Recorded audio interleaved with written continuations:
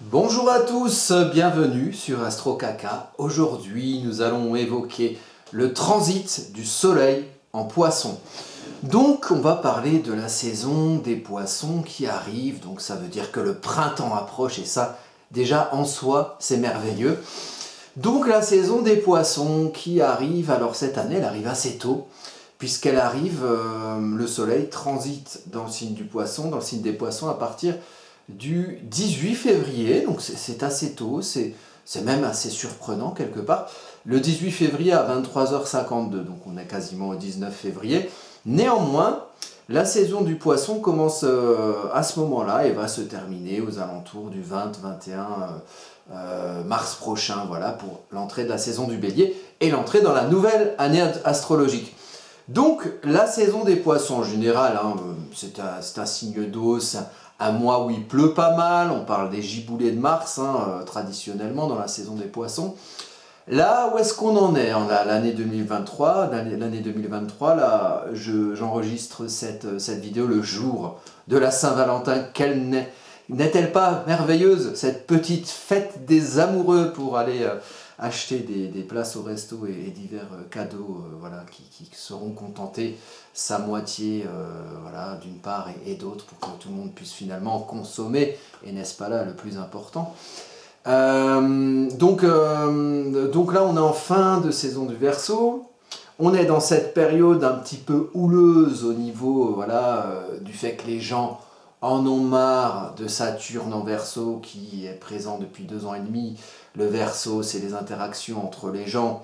Le Saturne, c'est la restriction, la limitation. Donc on est un petit peu dans ce contexte-là où les gens en ont peut-être assez qu'on les brime, qu'on les restreigne, qu'on les limite dans leurs interactions entre eux, dans leur communication entre eux. Alors je passe sur l'ensemble des confinements et des censures qu'on a pu vivre depuis décembre 2020.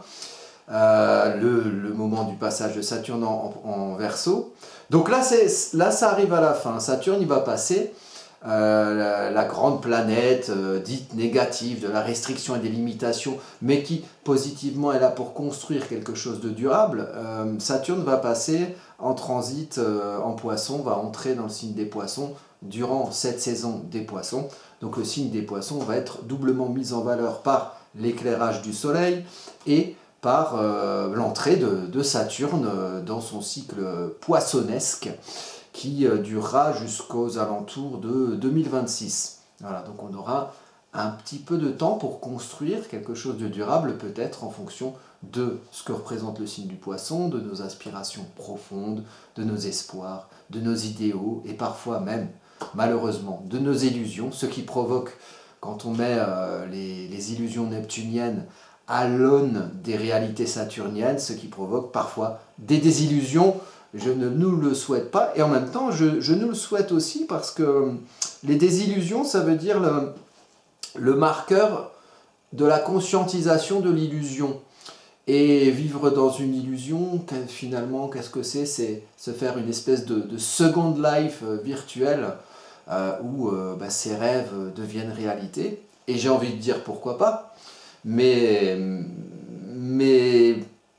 pourquoi ne pas vivre dans le concret et dans le réel aussi, et d'essayer d'aborder ces espoirs et ces idéaux de manière concrète, de manière durable, et pas de manière à vivre dans un rêve perpétuel qui nous ferait quelque part nier la réalité ou fuir la réalité. On est complètement dans l'enjeu du poisson, des poissons, on est dans l'enjeu de l'entrée de la planète Saturne, la planète de terre, de construction, dans le signe d'eau neptunien des poissons, avec en plus Neptune en domicile depuis 2011 et qui va y rester aussi comme Saturne jusqu'à 2026. Donc, des espoirs et des idéaux, des grandes aspirations émotionnelles profondes, le sens de ce qu'on veut faire, le sens émotionnel de ce qu'on veut faire Saturne, à l'aune des réalités concrètes, c'est quelque chose qui va nous suivre à partir de cette saison de poissons, du 7-8 mars, entrée de Saturne dans le signe des poissons, jusqu'en 2026 globalement. Donc il va falloir se faire à ces énergies. Du coup je me dis tiens, je vais vous en parler un petit peu en avance, comme ça on va tous pouvoir s'ancrer dans un univers énergétique qui nous amène à lier l'eau à la terre, l'eau l'émotionnel et la terre au concret. Donc à essayer de construire quelque chose avec tout ça. Alors c'est bien de construire, hein, avec la terre et l'eau on peut faire des briques. Selon le dosage, hein, on peut faire de la boue éventuellement, mais parfois la boue ça peut servir soin du visage et autres, autre manière de se servir des différents dosages élémentaires dans lesquels on souhaite s'exprimer ou qu'on voudrait utiliser, parce qu'on est chacun dans des situations différentes et on aura chacun nos manières d'adapter ce Saturne et ce Saturne dans le signe de Neptune. Et durant ce mois-ci, cette mise en avant, cette mise en lumière de l'énergie des poissons, entre le 18, le 19 plutôt février, jusqu'à peu près au 20 mars prochain 2023. Donc on va regarder un petit peu les cartes, la carte de l'entrée du soleil en signe. Donc c'est le thème natal de l'éclairage poisson, de l'éclairage du soleil de la saison des poissons et du signe des poissons, ça va durer un mois comme chaque transit de soleil en signe. On va voir la carte parce que ça va constituer, donc comme votre thème natal astrologique à vous, vous êtes né à un moment donné avec un placement des planètes, et ça constitue des choses qui vous représentent en termes de caractérologie, en termes d'enjeux, de vie, voilà, les challenges, les choses qu'on a plus facilement et qui permettent d'affronter les challenges. Donc ici, le thème natal de l'entrée du soleil en poisson, c'est pareil.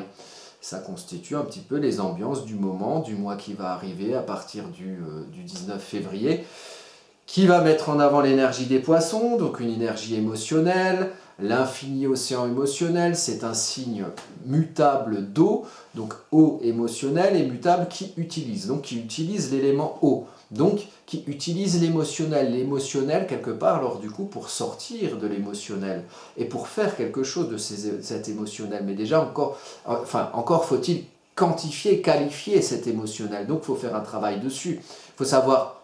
Il faut chercher, il y a une quête de sens, il faut chercher le sens derrière ce qu'on va faire, ce qu'on va construire et ce qu'on va comprendre, mais encore faut-il qualifier et quantifier ce sens. Donc c'est un travail d'introspection en soi, et un travail pour savoir qu'est-ce qu'on veut, quelque part.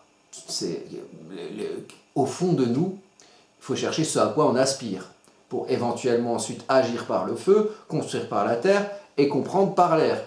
Pour moi, l'astrologie commence par l'eau, et limite le signe du bélier qui est la pulsion de vie et la naissance, moi je ferais commencer la chose avant, en poisson qui est un signe gestationnel, puisque quelque part la vie commence à ce moment-là. On n'est pas encore sorti du four, du ventre de sa mère, mais on existe déjà, on est déjà arrivé. Alors, on n'a pas d'existence juridique, mais enfin le juridique c'est quelque chose, on est déjà dans le prisme du rationnel.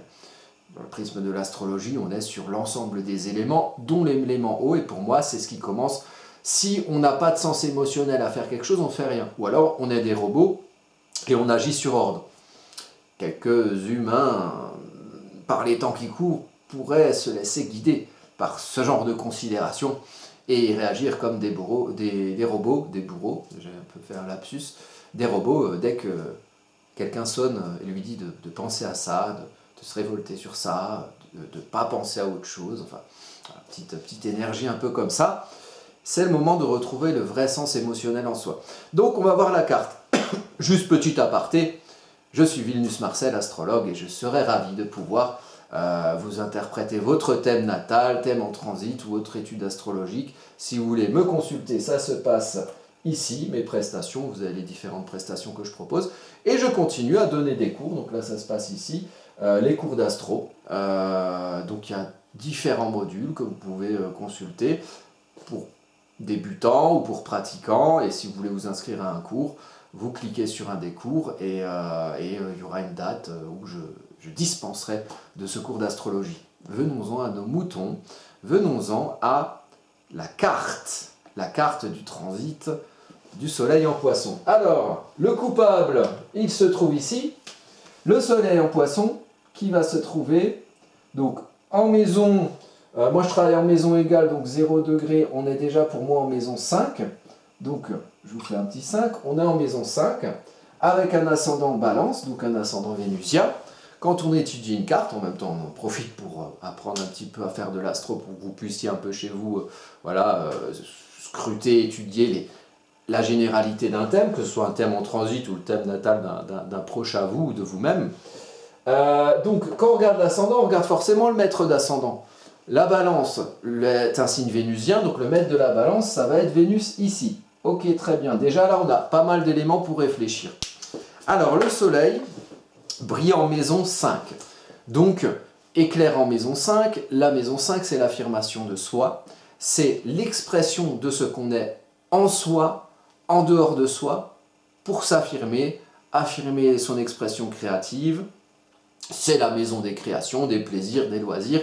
Voilà, de l'extériorisation de soi pour dire au monde qui on est, pour se montrer sur la scène de la vie, puisque la maison 5 est analogique au signe du lion. Donc déjà, on a un soleil qui brille là. Pour cette période, du soleil en poisson, 19 février, 20 mars à peu près, donc le mois qui va arriver. On reste dans l'énergie poisson, donc un éclairage d'une manière de s'affirmer qui correspond à ce qui fait sens pour nous, à ce qui a un sens émotionnel pour nous, qui nous indique qu'il faut s'affirmer de telle ou telle manière. C'est le mélange par analogie à la maison 5 c'est analogique au lion, donc c'est un signe de feu, et le poisson c'est un signe d'eau.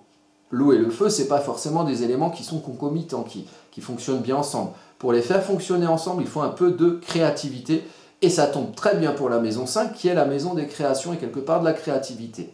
La créativité, pour réussir à affirmer ce qu'on est au fond, ce qui émotionnellement fait sens pour nous, le sortir de nous, quelque part nous exprimer à l'aune de ça, à la lumière de ça, à la lumière solaire de ça, de qui on est au fond. Bon, on a parlé de Saturne tout à l'heure, on a quand même Saturne qui est à côté du Soleil. En plus, Saturne en domicile dans le signe des Verseaux, du Verseau.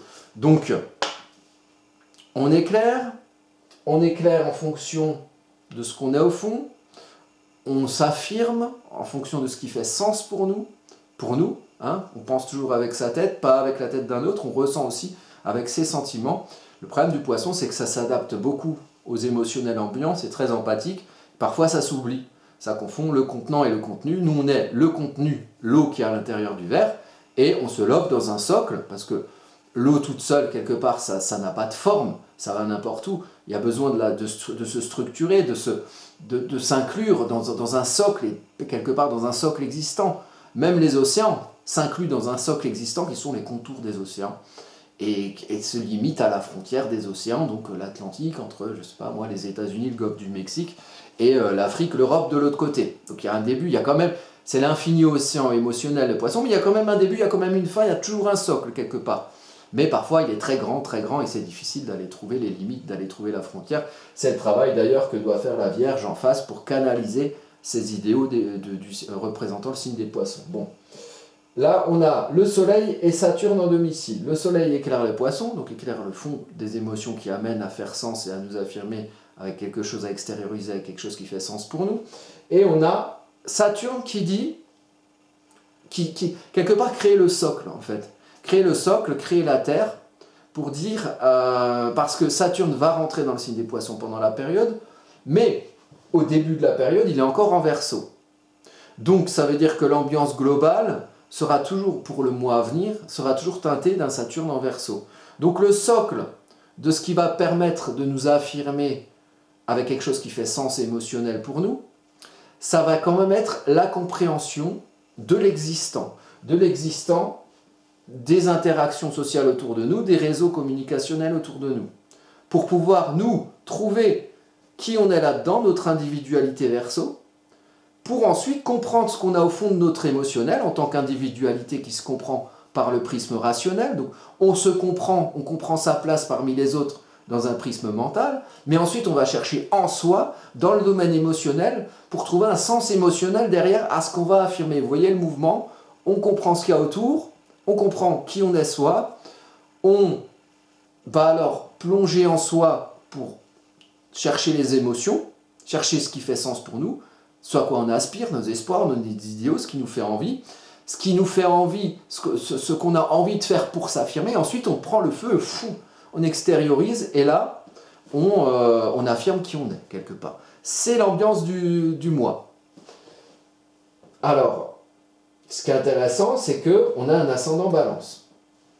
L'ascendant balance, c'est l'énergie d'apprentissage du mois. Ce mois-ci, j'apprends la balance. Qu'est-ce que je fais J'apprends, je vais à la quincaillerie du coin et je vais chercher un petit truc pour peser mes légumes. Peut-être, mais pas seulement. La balance, c'est la quête de l'harmonie relationnelle, la quête d'équité, la quête de justice. On est quand même avec la quête de justice, c'est un Saturne qui a fait des siennes. Je vous renvoie à une vidéo que j'ai faite là récemment sur la fin du transit de Saturne en Verseau. La quête de justice, balance, d'équité, d'harmonie relationnelle, avec toute cette idée de réforme des retraites. La retraite, c'est le temps long c'est Saturne. Saturne qui a été éclairé par le Soleil durant cette saison du Verseau. Donc un éclairage sur peut-être une thématique qui représente le dur labeur saturnien et aussi l'âge avancé saturnien, le temps long, donc les retraites. Et un apprentissage du sens de l'équité et de la justice. Donc peut-être qu'en toile de fond, dans notre contexte géopolitique, il y aura encore ces manifestations, réforme de retraite, tutti quanti, et des gens qui sont dans une quête d'équilibre, mais quand on apprend l'équilibre, on vit nécessairement l'ombre du signe en question, donc de la balance, et donc c'est le déséquilibre, l'inéquité, le sentiment d'injustice. Et la balance, c'est aussi l'indécision. On est sclérosé. On utilise justement Saturne, qui va être plus ou moins, oui, qui est d'ailleurs complètement en trigone, hein, on va tracer l'aspect. Saturne est en trigone à l'ascendant. Donc, du coup, il y a un vrai lien entre les deux. Il est vraiment nul mon feutre. Il y a vraiment un lien entre les deux, où quelque part Saturne est, pas quelque part complètement, Saturne est exalté en balance. Saturne, il est bien en balance. Donc là, il est en trigone avec son ascendant, il est content, Saturne, il est content. Mais un peu trop. Exalté, c'est un peu trop. Et Saturne exalté en balance, ça a tendance, il triche un peu. Normalement, la balance, c'est l'équilibre sur un fil. Et on doit faire son équilibre en mettant du doute, de la confiance, du bon, du pas bon, du facilitant, du challengeant. Enfin, voilà, on équilibre un peu les deux et puis on dose soi-même son curseur. Et bien Saturne, il triche, il met des cales en dessous des deux plateaux. Le plateau, il bouge pas. Et ça génère quoi? Ça génère de l'indécision. Ça génère un sentiment d'illégitimité à passer à l'action parce que la balance fonctionne avec le bélier en face. Et le bélier, c'est le passage à l'action. Vous constaterez tout de même que le bélier, il est bien habité avec déjà Jupiter qui donne un petit côté expansif à l'énergie un peu confrontante, guerrière bélier.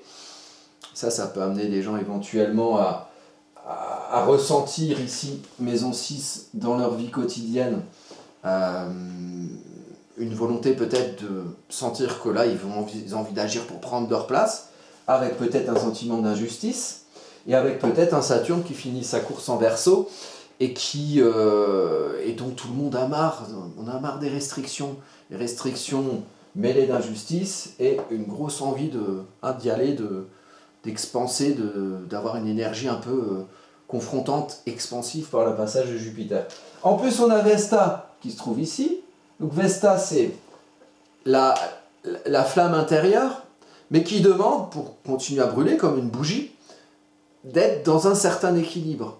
Sauf que la flamme intérieure, pour être dans un certain équilibre, elle est en bélier, donc elle demande aussi à ne pas rester sclérosée en balance et à agir d'une certaine manière en rapport avec notre vie quotidienne.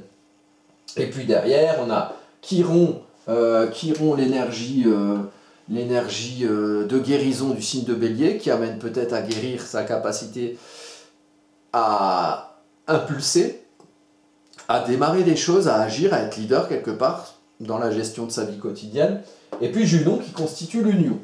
Donc, on agit, on fait les choses ensemble par rapport à sa vie quotidienne. Bon, voilà. Quand même une énergie d'équipe un petit peu ici, d'équipe qui demande à se faire un peu violence pour naître à quelque chose qui va initier par son propre mécanisme à soi, à son idée, qui va initier à son idée, pour agir, pour être leader de ce qu'on fait et d'être un peu leader de notre quotidien. C'est un peu ça l'idée. Voilà, on a alors autre considération qui est ma foi des plus intéressantes. On a ici, donc on parlait du maître, on a Vénus, mais on a aussi Neptune, dans le signe des poissons. Ça tombe bien, on parle de la saison des poissons. Bon, Neptune est le maître d'ascendant. Neptune en poisson exalté aussi. Donc il y a quelques planètes, exaltées d'ailleurs. Donc Neptune est exalté et Vénus est exalté et Neptune est en domicile en poisson. Donc le signe du poisson, vous voyez, c'est comme l'année dernière, quand on est à la conjonction Jupiter-Neptune 12 avril et puis aux alentours 2022, 12 avril 2022 en poisson, il y avait vraiment, je ne sais pas si vous vous rappelez, les gens avaient beaucoup d'espoir. Il y avait les élections présidentielles à l'époque, bon les pauvres. Ils ont bien été désillusionnés depuis. Enfin, c'est aussi le signe des illusions, Poisson et Neptune. Et avec Vénus, ça donne vraiment une exaltation à ça. Vénus, j'adhère. Neptune, j'aspire au fond de moi. Donc, Neptune, ça va encore plus loin. Et Vénus, c'est les valeurs plus concrètes, plus matérielles, les valeurs vénusiennes, du beau, du bien, se sentir bien. On a vraiment envie de se sentir bien, de s'affirmer à l'aune de ces espoirs maison 5.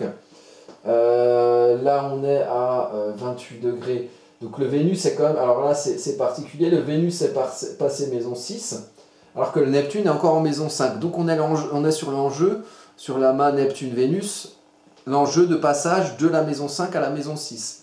Donc c'est le passage de l'affirmation maison 5 Lion, donc le fait d'extérioriser en tant que qui on est, avec son ego, d'extérioriser son ego, de le mettre un peu sur la scène publique, et ensuite de pérenniser ça, que ça dure, que ça reste pas un feu de paille. C'est ça l'enjeu ici, entre la maison 5 et la maison 6, et on y a les aspirations neptuniennes et les valeurs vénusiennes, sa manière d'être bien, et aussi sa manière d'être bien et de sentir une équité, un sentiment de justice, un équilibrage dans le relationnel. Bon. La maison 6, donc ici les espoirs et les idéaux, il y a un espoir, si vous voulez, de faire que ce qui se passe en ce moment et les petites contestations qui naissent, parce que pour l'instant c'est pas encore grand chose, hein. C'est très encadré par ceux qui encadrent les manifestations. Mais enfin, il y a beaucoup de colère après ce Saturne en Verseau, et il y a beaucoup d'espoir qui arrive avec cette saison des Poissons, exaltée par Vénus et mise en avant aussi par la présence de Neptune et évidemment par le Soleil, puisqu'on est en saison des Poissons. L'espoir, il est que cette affirmation de soi, à travers le sens qu'on y met, son sens à soi, puisse perdurer. Voilà, c'est ça que je vois moi dans cette carte. Il y a une idée que ça puisse perdurer et derrière on agit. On a envie de prendre notre place dans quelque chose qu'on fait nous. C'est une énergie globale. C'est la carte de naissance du passage du Soleil dans la saison des Poissons. Et donc, la période 20 février, 19 février, 20 mars à peu près. Donc là, c'est intéressant. Ensuite, on a un autre aspect qui est intéressant. Bon, déjà, on a ici un aspect de promotion. Ça, c'est intéressant. En maison 4, donc chez vous, foyer, famille, cocon. La Lune et Mercure. On se comprend bien, on comprend bien ses émotions. On comprend Mercure, les émotions, la Lune. Moi, quand j'ai ça dans un thème, j'estime, d'expérience, que c'est souvent un facteur de promotion. Si vous avez un entretien d'embauche et qu'il y a une Lune Neptune, une Lune sur Mercure, une Lune Mercure, un Mercure sur Lune, donc Mercure en transit sur Lune natale, ou Lune en transit sur Mercure natale, ou même parfois les deux en même temps, c'est plutôt favorable. Votre boulot, vous avez plus de chances de l'avoir. C'est un bon moyen de se faire comprendre, et c'est un bon moyen de lier l'émotion et le mental. Et donc quand on lit les deux de manière harmonique, normalement, on sait s'exprimer quelque part avec le cœur, quelque part avec sincérité, on sait donner confiance. Voilà. On est en confort lunaire, confort émotionnel avec l'expression et avec la compréhension des choses. Donc on présente mieux. Donc là, niveau famille, c'est pas mal. Il y a le côté constructif. Bon, on est déjà en maison 5 avec Saturne, mais bon, Saturne reste en Verseau, donc il y a le côté constructif, et il y a le côté, on arrive bien à se comprendre, c'est pas mal. C'est pas comme quand il y a Mercure rétrograde à Noël, où des petites frictions, des petits quiproquos, notamment dans la famille, parce que Mercure était aussi situé sur le thème de début d'année en maison 4.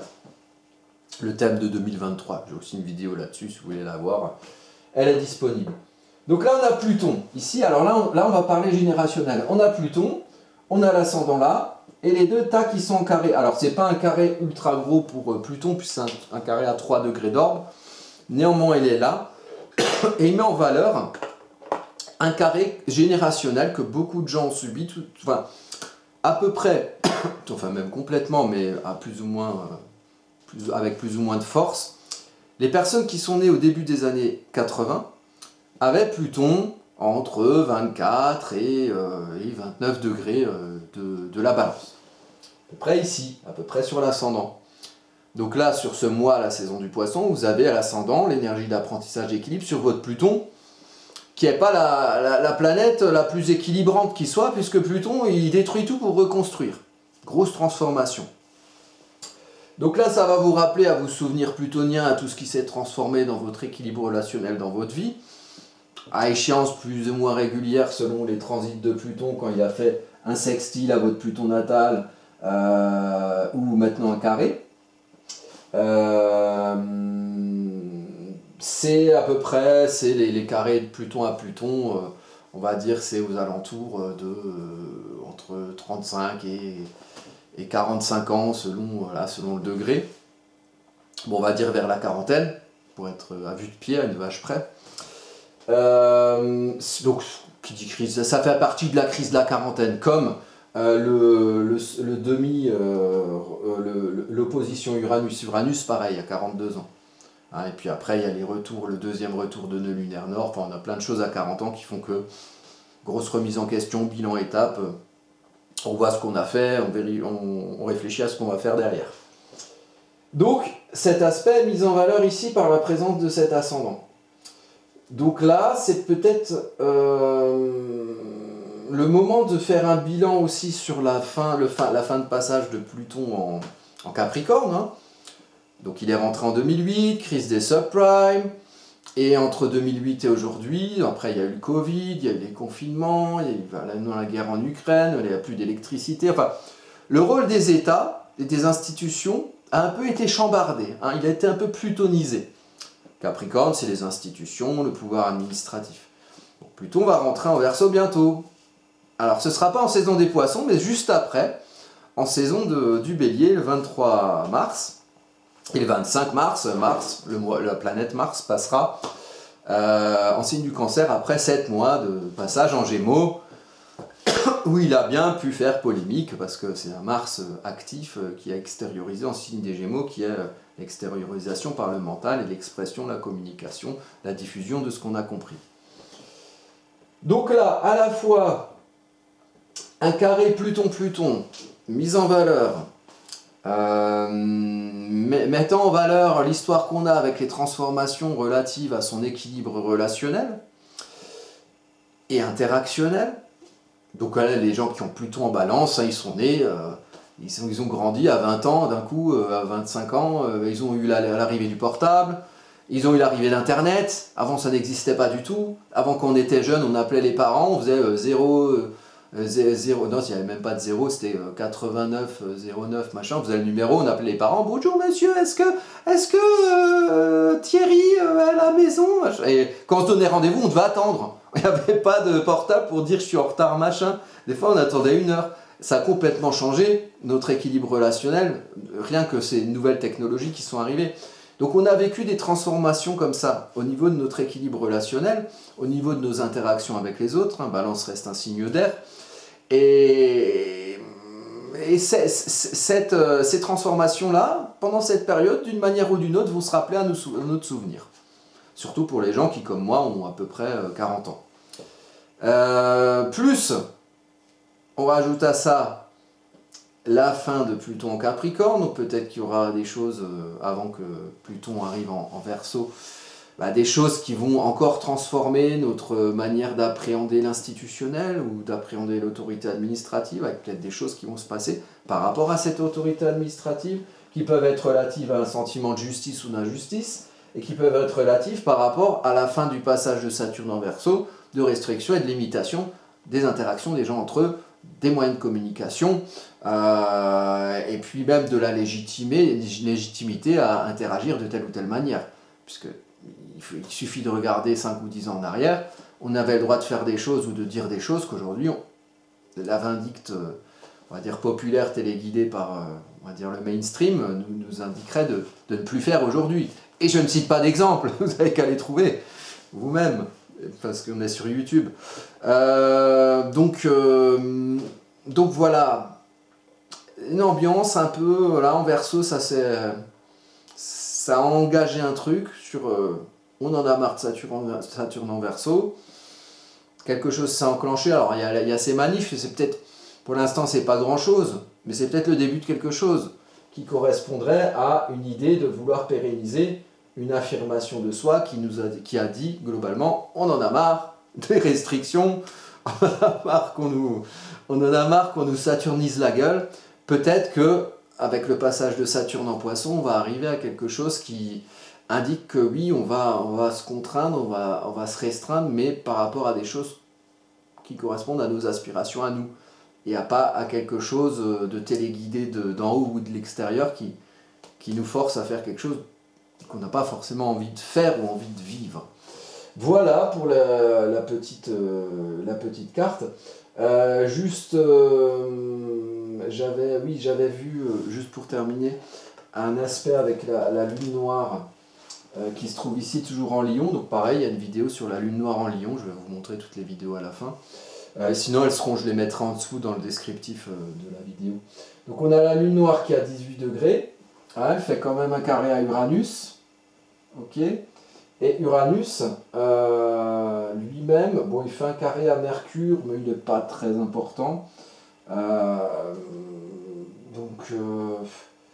Ouais, c'est, disons, et puis, il y a aussi la lune noire, là, ici, qui fait un, je vais prendre du bleu, qui fait un, vous voyez, Chiron, là, est à 18 degrés. Non, Junon est à 18 degrés. Et la lune noire, elle fait un trigone. Donc, il y a un trigone lune noire Junon. Junon, c'est l'union, le lien. Et un carré à Uranus. Uranus, c'est le changement, l'évolution, l'énergie orageuse, la tempête sur le précaré du Taureau. Donc, l'évolution va se confronter à l'ombre de l'ego.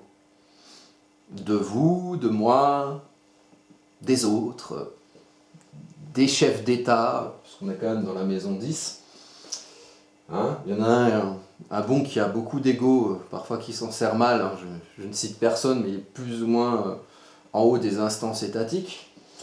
L'ombre de l'ego qui se confronte à l'évolution, à notre manière d'être un peu bousculé en taureau dans nos précarés, et à quand même avoir une volonté d'être mieux dans nos précarés, d'aller vers une évolution, une réforme, mais une réforme pour être mieux, pas pour être moins bien. Peut-être que la lune en Lion, avec son ego, elle n'est pas d'accord, et que le roi de la jungle va dire non, on réforme pour que vous soyez moins bien, que les petites gens ils disent non, on n'est pas d'accord, voilà, ça peut se confronter. Et puis, un trigone, donc une union, quelque part, une union par l'action dans la vie quotidienne qui encourage peut-être le fait de révéler cette lune noire, donc de révéler les moments, peut-être, soit les autres ou les gens qui sont tout au-dessus, hein, on les voit de très loin à la télé. Et bah, par contre, ils ont des effets très concrets sur nous, c'est dommage. Des fois, on aimerait que ce soit tout aussi loin, parfois. L'union qui encourage la révélation des égos mal aspectés. Des égos qui font agir pour l'ego et pas pour éclairer quelque chose. Quand on vient sur scène, c'est qu'on a quelque chose à montrer. Mais si on a montré que son envie d'être sur scène, les gens ils se font chier. Voilà. Et ça sert à rien qu'ils viennent au spectacle, puisque le spectacle leur montre rien, à part un mec qui veut se montrer, pour montrer qu'il est beau. Bon. Donc il y a un peu cette énergie-là, dans cet aspect. Et peut-être que le fait de s'unir, de guérir, ce qui nous empêche parfois d'agir à notre idée dans la vie quotidienne, d'avoir une volonté d'expansion jupitérienne là-dedans pour aller vers l'action, Ça peut nous aider à révéler ces lunes noires qui trônent là, dans le haut social, hein, dans l'élite sociale, dans le pouvoir social. L'affirmation du pouvoir social qui montre son ombre. Ben, voilà, bien voir ce que ça donne. En tout cas, le mois qui arrive, ça va bouger. Bougeons ensemble, soyons souples sur les chevilles, soyons prêts au twist, hein, voilà. Faut s'échauffer, hein, donc faut se préparer. Gouverner, c'est prévoir, hein, comme le dit un bon Saturne en Verseau. Donc anticipons un petit peu ce qui va nous arriver, c'est à ça que sert l'astrologie. Si c'est un support qui vous intéresse, sinon il y a plein d'autres supports pour ça. Et si vous voulez pas savoir la suite du film, eh bien vous verrez bien ce qui se passera, quand ça se passera. Et donc moi je prédis un mois, je ne sais pas s'il va se passer des choses extraordinaires, mais un processus s'enclenche, un processus de conscientisation de quelle est notre place, qu'est-ce qu'on veut faire et quelles sont les émotions au fond qui nous activent. Voilà. Eh bien écoutez, alors oui, juste pour finir, je vais vous montrer les vidéos dont j'ai parlé parce que ça concerne aussi la période. Donc vous allez sur AstroCaca, AstroCaca, super, j'y suis déjà, puisque vous regardez cette vidéo. Alors vous avez ici, c'est cette vidéo-là, les transits de février 2023. Je vais juste mettre un peu les trucs. Transit de février 2023, bilan Saturne en Verseau plus Soleil Saturne.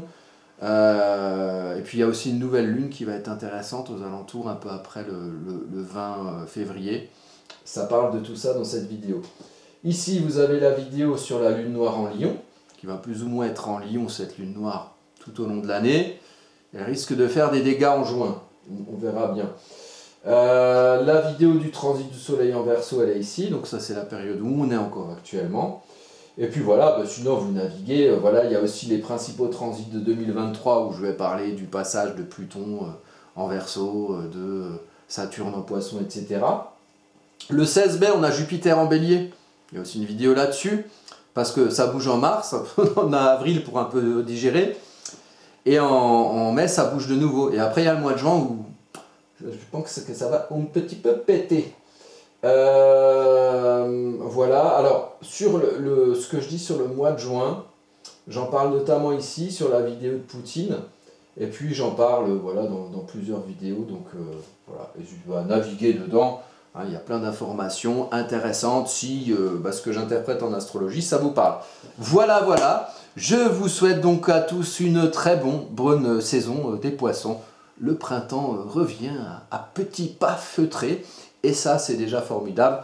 Beaucoup de choses vont bouger, beaucoup de mouvements de planètes lentes. Saturne va quitter le Verseau, on va tous être un petit peu contents. Après on aura quand même les épreuves saturniennes en Poisson parce que sinon c'est pas drôle. Et puis je vous dis à bientôt pour de prochaines vidéos.